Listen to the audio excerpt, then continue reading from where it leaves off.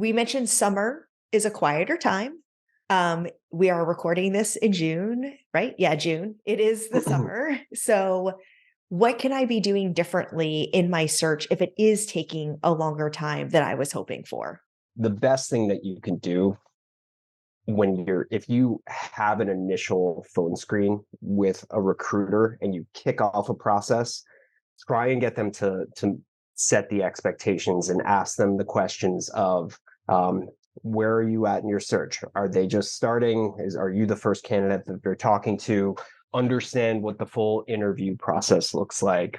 Is this 4 or 5 rounds? Like it's going to take some time to wrangle all the people you'll need to interview with. What's their timeline? Are they looking to fill this by the end of the month? Is it more of the end of a quarter thing? There's a lot of questions that you can ask in the beginning of the process to just help yourself not go nuts if you're not hearing back from a company.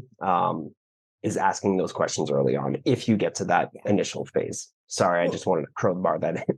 no, it's perfect because I sort of had skipped over that is that there's the seasonality, but then there's also understanding what the process is because the process might just be long.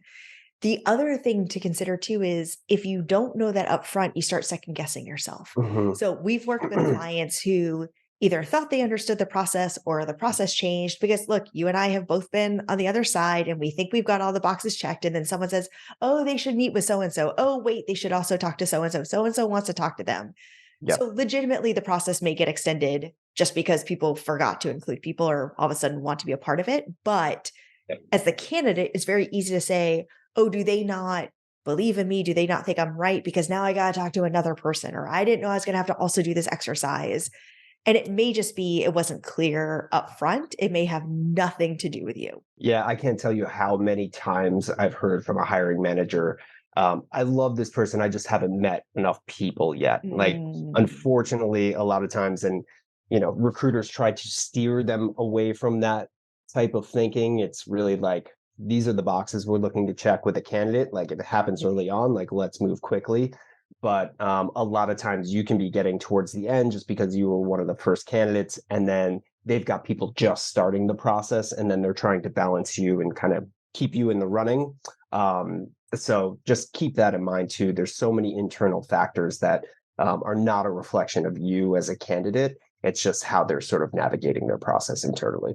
The other thing too is if they haven't hired for this role before, it might be as they're going through the process, they realize they want to invite other people in, or as they get to the final stages with someone, someone goes, oh, well, I'd love to meet that person. And again, nothing to do with you as the candidate, Yep, absolutely.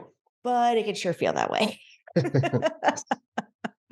And trust us, um, for those of us who are organizing all of this and wanting to fill the role, it can sometimes be frustrating for us too. So we feel your pain. Very much so.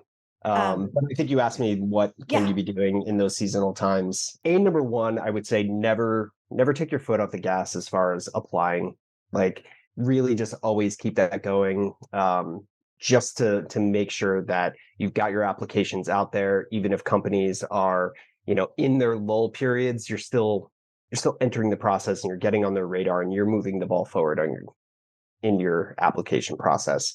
But I think especially summer holiday time, it's a good time to really nurture your network, connect with people, have deeper conversations out there with people within the industry doing similar things. Just anyone out there that you've been thinking about leveraging or just haven't had the time. Maybe that's the time to reach out to Mhm. them, see if they've got some time to do some networking. It's a good time period to do some interview prep and practice when you're not quite getting there in those seasons. Just make sure that you're really well prepared when things do ramp up. Is a good opportunity there too. Yeah, I mean, I think there's two this is the thing I love about us is that we are like, I don't know if it's left or right side of the brain or whatever, but the two things I was gonna suggest are take care of yourself. So if Mm, it's quieter, take a break. Like say, okay, it's just not happening right now. I'm gonna take a week off. I'm gonna focus on something else. I'm gonna just literally take a breath. So that you don't feel like you're spinning your wheels, in addition to everything that you just said.